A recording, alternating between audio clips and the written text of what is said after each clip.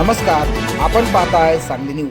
युवा नेते वैभव पाटील यांनी भाजप प्रदेशाध्यक्षांसमोर भर सभेत दिला शब्द। विटा नगरपालिका निवडणुकीच्या अंतिम टप्प्यात विविध नेते मंडळींच्या सभा संपन्न होत आहेत। आज शनिवारी दुपारी भाजपाचे प्रदेशाध्यक्ष रवींद्र चव्हाण यांची सभा मायनी रोडवरील पंचफुला मंगल कार्यालयात संपन्न झाली। यावेळी माजी मंत्री विद्यमान आमदार सुरेश खाडे, आमदार विक्रम पाटील, माजी आमदार सदाशिवराव पाटील, ज्येष्ठ नेते अशोक गायकवाड, 13 प्रभागातील भारतीय जनता पार्टीचे उमेदवार व नगराध्यक्ष पदाच्या प्रतिभा चोते यांच्यासह भाजप व पाटील गटाचे कार्यकर्ते मोठ्या संख्येने उपस्थित होते। या सभेच्या निमित्ताने विट्याचे माजी नगराध्यक्ष युवा नेते वैभव पाटील यांनी सभेला संबोधित केले। यावेळी वैभव पाटील यांनी मी आजपर्यंत पक्ष बदलले, परंतु ते पक्ष माझ्या सर्वसामान्य जनतेसाठी बदलत राहिलो। यांचा सर्वांगीण विकास करणे हेच आमच्या कुटुंबाचे अंतिम ध्येय आहे। आज आम्ही सर्वात मोठ्या भारतीय जनता पक्षात प्रवेश करून विटा नगरपालिका व मतदारसंघाला सुजलाम सुफलाम करणे याचाच विचार करून पक्षप्रवेशाचा निर्णय घेतला। तसेच आमच्या कुटुंबाने पालिकेच्या निवडणुकीला सर्व समाजाला संधी देण्याचा कायमच प्रयत्न केला। यावेळीही भाजपमधून आमच्या मुस्लिम समाजातील फिरोज तांबोळी यांना उमेदवारी देण्याचा निर्णय झाला होता, परंतु काही तांत्रिक अडचणींमुळे त्यांची उमेदवारी या पॅनेलमध्ये नाही। परंतु आम्ही एक निर्णय घेतला आहे, आपली भाजपाची सत्ता आल्यानंतर पहिल्याच वर्षामध्ये मुस्लिम समाजातील फिरोज तांबोळी यांना स्वीकृत सदस्यपदी घेण्याचा शब्द भाजपा प्रदेशाध्यक्षांसमोर दिला। यावेळी त्यांनी भाजपा पक्षप्रवेश कोणत्या कारणासाठी केला आणि त्यामागची भूमिका उपस्थित जनसमुदायासमोर सांगितली। पाहुयात विट्याचे माजी नगराध्यक्ष वैभव पाटील यांचे सभेतील दमदार भाषण। दादा, या शहराचं वैशिष्ट्य आहे की या शहराला देशामध्ये स्वच्छ सर्वेक्षणमध्ये प्रथम क्रमांक मिळाला। या शहर हे घरामुक्त शहर आहे, हे शहर झोपडपट्टी मुक्त शहर आहे, हे शहर या शहरामध्ये उद्यमशील आहे, या शहरामध्ये शांतता सुव्यवस्था नांदते, या शहरामध्ये जातीय स्वरूप आहे, या शहराचं अनेक प्रकारचं वैशिष्ट्य आहे। या शहराच्या परिसरातील लोक देशाच्या कानाकोपऱ्यामध्ये या दलाई व्यवसाय निमित्तानं पोहोचलेले आहेत। या शहराला दुसरी दुबई म्हणली जाते, इतकं अर्थकारण आणि समाजकारण चांगल्या पद्धतीचं या शहरामध्ये घडतं। या शहराची अशी परंपरा आहे की गेली 50 वर्षापेक्षा जास्त वर्ष कैलासमध्ये हनुमंतराव साहेबांच्यावरती विश्वास ठेवून त्यांचा वारसा घेऊन त्यानंतर त्यांनी सदाशिवभाऊ काम करतायत आणि त्यांच्या बरोबरीने काम करणारी आमची सगळी टीम आहे, ती सातत्याने 50-55 वर्ष या शहरामध्ये नेतृत्व करते। आजपर्यंत नगरपालिकेच्या निवडणुकीच्या निमित्तानं पक्षीय पातळीवरती काम करत असताना 2016ला आम्ही काँग्रेस पक्षाच्या वतीने इथं पूर्ण पॅनल उभा केलं होतं। त्याला त्यावेळी 24 उमेदवार होते नगरसेवक पदाचे आणि नगराध्यक्ष पदासाठी जो प्रतिभा पाटील उभा होत्या, त्या निवडणुकीच्या निकालामध्ये 24 पैकी 22 नगरसेवक त्यावेळी आपले निवडून आले होते। 2 नगरसेवक आधी 4-5 मताच्या फरकाने पराभूत झाले होते। त्यावेळी जवळजवळ 4,500 मताचं मताधिक्य नगराध्यक्ष पदाच्या उमेदवाराला होतं। मोठ्या काळात 2019 ची निवडणूक झाली विधानसभेची आणि त्यानंतर आता 2024 ची विधानसभेची निवडणूक झाली। त्याला इतिहासामध्ये पहिल्यांदा का कुणास ठाऊक काही गोष्टी आमच्या लक्षात आल्या नाही, पण विधानसभेच्या निवडणुकीमध्ये पराभव जरी झाला असला आमचा, तरी विट्यामध्ये थोडं कमी पडलो याचं शल्य आमच्या मनामध्ये आहे। पण गेली 1 वर्ष सातत्याने आम्ही परत आमच्या लोकांच्यात गेलो, लोकांच्या मनामध्ये काय किंतु परंतु आहे, काय समज गैरसमज आहे, काय त्यांच्यामध्ये काय एका निगेटिव्ह या निमित्तानं सेट करण्याचा कोणी प्रयत्न केला असेल, तो प्रयत्न आम्ही केला असेल, तो निगेटिव्ह आम्ही काढण्याचा प्रयत्न केला। सातत्याने लोकांच्यात राहिलो। ज्या क्षणाला ज्या दिवशी पराभव झाला त्याच्या दुसऱ्या दिवशीपासून आम्ही पुन्हा कामाला लागलो। ज्या सदाशिव पाटील यांच्या नेतृत्वाखाली या विटा नगरपालिकेचं काम चालतं, त्या नगरपालिकेमध्ये आजपर्यंत एक इतिहास असा आहे की या नगरपालिकेच्या प्रत्येक गोष्टीमध्ये वैशिष्ट्य आहे। त्याला आम्ही 32 किलोमीटर लांबून पाणी आणतो। ब वर्ग नगरपालिका आहे, दर महिन्याला जवळजवळ 50 लाखापेक्षा जास्त लाईट बिल आम्हाला नुसतं या पाणीपुरवठा योजनेचं भरायला लागतं। तरी देखील फक्त 3,500 रुपये, मी म्हणतोय फक्त 3,500 मध्ये निर्मळ स्वच्छ आणि 1 दिवसात पाणी देऊन सुद्धा तुम्हाला पुरेल एवढं पाणी देण्यामध्ये नगरपालिका नेहमी अग्रगामी आहे।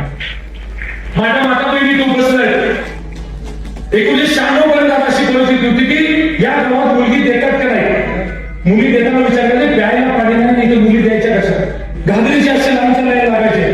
ते मी आठवण करून या निमित्ताने देतो, माझं नसतं झालं, माझं 2006 झालं सगळं व्यवस्थित झालं, त्यामुळे दिले आणि ते त्यांच्या गावावरूनच पाणी येतं कृष्णेचं। आम्ही सेट करून घेतो, तिथली मुलगी केली म्हणजे उद्या अडचण नको ना, पाणी अडवायचं काम नाही।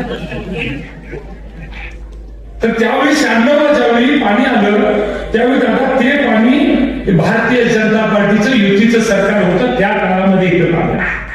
त्याची जाण आम्ही ठेवतोय. आम्ही पण संधी दादा बघत होतो कधी तर आम्हाला भारतीय जनता पार्टी जाता येईल, कधी तर भारतीय जनता पार्टीचं चिन्ह घेता येईल आणि कधी तर पूर्ण नगरपालिका भारतीय जनता पार्टीची निवडून आणता येईल आणि त्या दिवशी आपण होता येईल म्हणून दादा आमचा प्रयत्न होता आणि तुम्ही ती संधी दिली आम्हाला. तुम्ही तुमच्या बरोबर आम्हाला घेतलं. दादा आम्ही प्रवेश करताना कुठली अट नव्हती, आम्हाला काय बाकीचं अपेक्षित नव्हतं. एकच अपेक्षित होतं की या विट्याचा विकासाची जी गंगा आहे, विट्याचा जो विकासाचा वेग आहे आणि जे सातत्य आहे ते राखण्यामध्ये तुमची आम्हाला मदत अपेक्षित होती आणि ते तुम्ही देण्याचा शब्द दिला, त्यामुळे आम्ही तुमच्या बरोबर काम करतो. आजपर्यंतच्या नगरपालिका इतिहासात दादा थोडा कमी मला आम्हाला वाटतो की भारतीय जनता पार्टीचा एकही नगरसेवक आज ताब्यात त्या नगरपालिकेत निवडून गेलं नाही. पण आज दादा तुम्ही आलाय या ठिकाणी, या सर्व नेते मंडळी, या सर्व जनता आणि माझ्या कार्यकर्त्यांच्या विश्वासावर सांगतो 26 नगरसेवकांच्याकडून नगराध्यक्षाचा बहुमताने निवडून येईल अशा पद्धतीने मला देतो आणि तसं नक्की वातावरण या परिसरात. मी आमच्या अध्यक्षांना सांगतोय तुम्ही येताना गाडी चर्चा की मुख्यमंत्री महोदयांची सभा इथं झाली पाहिजे, माननीय मुख्यमंत्री इथं आले पाहिजे. पण मी माझ्या कार्यकर्त्यांना सांगतो, दादांच्या समोर सांगतो, दादा ज्यावेळी आम्ही नगराध्यक्ष आणि सगळे नगरसेवक निवडून आणू त्यावेळी मात्र मुख्यमंत्री सभा तुम्ही आम्हाला द्यायची. ही सरकारची सभा असेल ही तुम्ही दोघांना आम्ही विनंती करतो हे करायला लागेल. उगाच असं प्रयत्न असं सगळी चर्चा होते सारखी. आता काल सुद्धा उपमुख्यमंत्री शिंदे साहेब इकडे आले, उशिरा आले, त्यांनी सभा दिली, ते सांगून गेले की नगर विकास खात्यात माझ्याकडे मी ते सगळं देतो करतो. त्याच्यावरती खरं दादा तुम्ही या सगळ्या गोष्टी पुढे सांगितल्या पाहिजे असं आमची इच्छा आहे. उगाच अनाहूत भीती, एक अनाहूत वेगळं वातावरण तयार प्रयत्न करताय. ते सांगताय जरी तुम्ही यांना निवडून दिलं तर निधी असेल, विकास काम असेल, भविष्यातलं राजकारण समाजकारण विट्याची घोडदौड असेल त्याच्यामध्ये आमच्याशिवाय काय चालणार आहे असा नेगेटिव्ह सेट करायचा प्रयत्न. राजकारणामध्ये राजकारणापती होत जातं. कधी वैयक्तिक पातळीवरती टीका टिप्पणी करायची नसते. एक मनाचा मोठेपणा असतो. वडीलधारांची इज्जत राखता आली पाहिजे, वडीलधारांचा मान सन्मान राखता आला पाहिजे. जरी ते समोर आपले असतील तरी लीन होऊन सन्मानानं त्यांना वागणूक द्यायला लागते. हे संस्कार करण्यासाठी साहेबांनी आमच्यावरती केले, त्यामुळे वैयक्तिक टीकेमध्ये आम्ही कधी जाणार. सकारात्मक राहावं, चांगल्या पद्धतीने काम करावं, मिळालेल्या संधीचं सोनं करावं. हे शहर उद्यमशील आहे, इथं उद्योगधंद्यासाठी ते सकारात्मक वातावरण असलं पाहिजे. दादा मी मला तुम्हाला सांगितलं की स्वच्छतेमध्ये देशामध्ये प्रथम क्रमांक आपला आला आणि तो सातत्यानं 4 वर्षांमध्ये टिकून झाला. या माझ्या माता भगिनींना आम्ही विनंती केली ज्यावेळी स्वच्छ सर्वेक्षण होतं, मोदी साहेबांनी देशामध्ये स्वच्छ सर्वेक्षण चालू केले. त्या तत्कालीन मुख्यमंत्री देवेंद्र फडणवीस 14 ते 19 प्रचंड या स्वच्छ सर्वेक्षणामध्ये काम केलं. आम्ही आव्हान केलं आणि बघत बघत दादा 4 वर्षामध्ये माझ्या माता भगिनी, युवक असतील, ज्येष्ठ नागरिक असतील, अगदी छोट्या छोट्या मुलापासून सगळ्यांनी या स्वच्छतेत भाग घेतला. बघत बघत हे शहर स्वच्छतेमध्ये इतकं झपाटून कामाला लागलं की स्वच्छता हा संस्कार करण्यामध्ये पुढच्या पिढीला आम्ही यशस्वी झालो. आणि आज आमची छोटी मुलं दिलेले चॉकलेट खातात आणि त्याचा रॅपर खिशात ठेवतात. हा संस्कार या निमित्ताने या शहरात सातत्यानं दादा आपल्याला माहित आहे तुम्ही राजकारण करता, फार मोठ्या स्वरूपात तुमचं राजकारणाचं नाव. आज तुम्ही महाराष्ट्रभर फिरताय दादा. एक निवडणुकीनंतर दुसऱ्या निवडणुकीत निवडून येताना कितीतरी प्रकारचे आपल्याला कष्ट पडतं. पण हे मायबाप जनता माझी विट्याची आज 55 वर्ष 11 निवडणुका सलग आपल्यावर जाता राहतात. हे फक्त एक बाजू होत नाही, तेवढा प्रामाणिकपणा, आत्मीयता, आपुलकी आणि विश्वास जपण्यामध्ये आम्ही सुद्धा कमी पडलो नाही. माझे वडील नेहमी सांगतात या विटेकरांसाठी माझ्या कातडीच्या चपला बनवून त्याच्या पायात दिला तरी ते गुण भेटणार नाही. ते फार जपलंय अजिबात. माझी ती कुठली माता भगिनी ज्यावेळी या शहरामध्ये फिरत असते, कुठे इथे तिथं जात असते, तिला एक संरक्षणाचं कवच असतं. तिला माहित असतं इथं कोण तर आहे की ज्याची माझ्यावरती संरक्षणाचं कवच आहे. तो जपेल, मला त्रास होणार नाही, माझ्यावर वाईट नजरेने बघणार नाही. दादा आजपर्यंत प्रत्येक वेळी वाईटाचं दमन करण्यामध्ये आम्ही नेहमी अग्रेसर आहे. वाईटाचं दमन, त्यामुळे या शहरात खून करावा नाही, ना जातीय दंगल नाही, हिंदू मुस्लिम कधी झालं नाही, दलित सवर्ण कधी झालं नाही. काय जे होईल ते इथल्या इथं संपवावं, आपलं मिटवावं, आपलं बाहेर मांडू नये ही भूमिका घेऊन आम्ही सगळेजण काम करू. ही भूमिका केली. त्यामुळे आज जरी आपण भारतीय जनता पार्टीच्या वतीने इथं निवडणूक लढवत असताना अनेक लोकांनी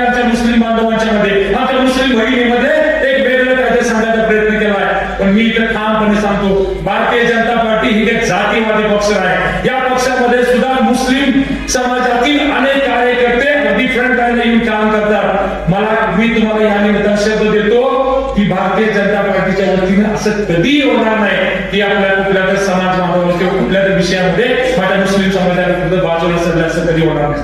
प्रत्येक वेळी आपल्याकडं नेहमी एक मुस्लिम कॅटेगरी देण्याचा आपण प्रयत्न करत होतो. पण ह्यावेळी असं झालं, आमच्या फिरोज भाईने ऐकली काय घरगुती अडचणीमुळे नकार दिला. नाहीतर फिरोज भैया प्रभाग नंबर 8 मध्ये त्यांना ओबीसी पुरुष म्हणून उमेदवारी आपण दिली होती. पण काय टेक्निकल अडचणीमुळे, त्यांच्या घरगुती काय अडचणीमुळे ती उमेदवारी आपल्याला थांबवावी लागली. परंतु आम्ही शब्द देतो की मुस्लिम समाजाला येत्या ह्या काउन्सिल मध्ये पहिल्या टर्म मध्ये पहिल्या वर्षी आपण स्वीकृत मध्ये सदस्य म्हणून आपण त्यांना संधी देणार हा शब्द अनेक छोटे मोठे समाजाला आपण सांगून घेतो. यावेळी जे काउन्सिल असेल त्याच्यामध्ये जे स्वीकृत नगरसेवक 3 असतील, त्या 3 मध्ये आपण दरवेळी चांगल्या इतर समाजाच्या ज्यांना समाज छोटा आहे पण आपल्या बरोबर कायम राहतोय अशांना प्रतिनिधित्व मिळत नाही, अशाच लोकांना आपण संधी द्यायचा शब्द या निमित्तानं आपण देतोय. हे सर्वांना बरोबर घेणं, सर्वांना सांगून घेणं, सगळ्यांसाठी सगळ्या प्रकारच्या आपण गोष्टी करायचा प्रयत्न करू. या शहराचा विकासाचा वेग प्रचंड आहे. जिल्ह्यामध्ये दादा विकासाच्या बाबतीमध्ये सगळ्यात विकसनशील किंवा प्रगती पथावरचं शहर म्हणून या शहराकडे बघितलं जातं. बघत 70,000 पेक्षा लोकसंख्या आणि 47,000 मतदान या शहराचं आहे. बघत हे शहर आता फार मोठ्या स्वरूपात वाढत आहे. 2 हायवे इथून जात आहेत, मोठ्या प्रमाणात विकसन होणार आहे. कालच आदरणीय पालकमंत्री चंद्रकांत दादा इथे आले होते. इथे दादा हायवेच्या संदर्भात काय प्रश्न आहे, आम्हाला इथे रिंग रोडची गरज आहे.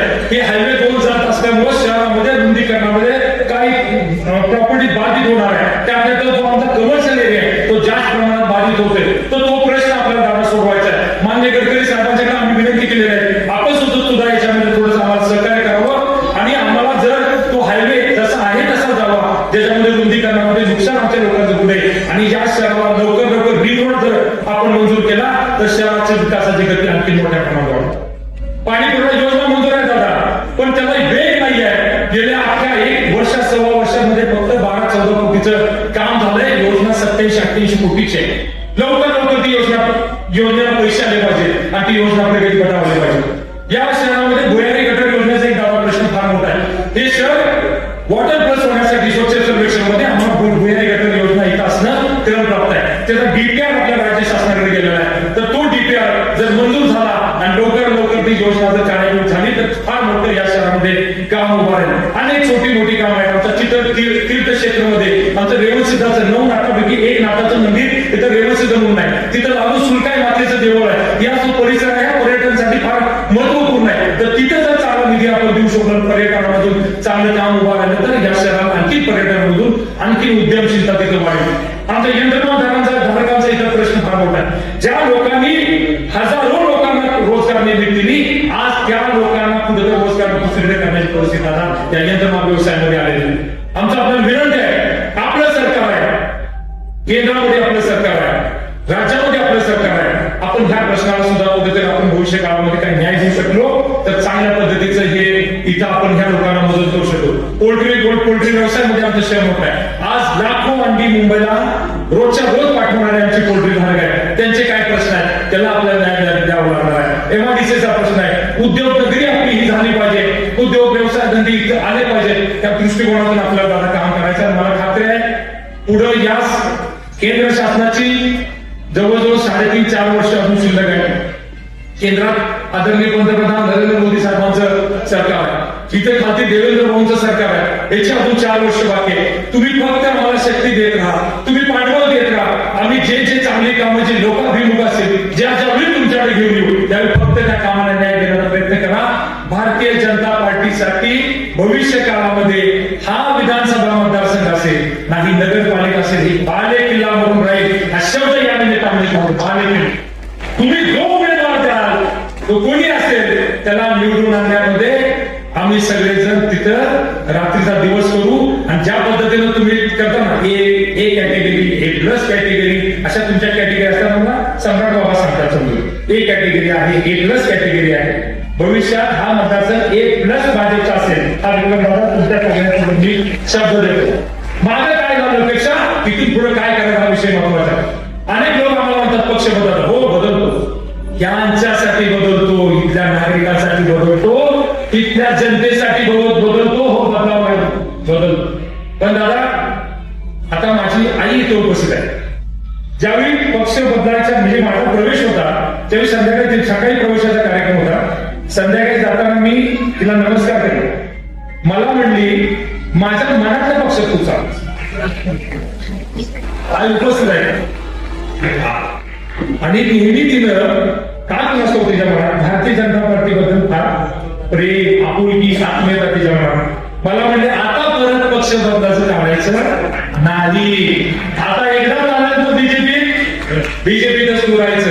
आणि दादा मी शब्द देतो, नक्की तुमच्या बरोबर तुमचा कार्यकर्ता म्हणून काय मिळेल नाही मिळेल राजकारणात पदापेक्षा कार्यकर्ता म्हणून काम करण्याची संधी फार मोठी असते. मागाशी पण बाहेर उभा राहिल्यानंतर मी काही कार्यकर्त्यांना सांगितलं, आधी कार्यकर्ता व्हा, मग तुम्ही नेतृत्व. आधी चांगला कार्यकर्ता म्हणून मी तुम्हाला दाखवीन गुण आणि तुम्ही दिलेल्या शब्दाप्रमाणे बर हुकूम आपल्या ह्या पूर्ण भागामध्ये भारतीय जनता पार्टीचं काम नक्की आम्ही निश्चित करू. एवढा शब्द या निमित्तानं देतो आणि तुम्हाला ग्वाही देतो की नक्की 3 तारखेला नगराध्यक्ष पदाच्या उमेदवाराबरोबर 26 उमेदवार हे भारतीय जनता पार्टीचे निवडून येतील. हा शब्द आपल्याला सांगतो. जय हिंद, जय महाराष्ट्र. सांगली न्यूजसाठी विद्याधर कुलकर्णी, विटा.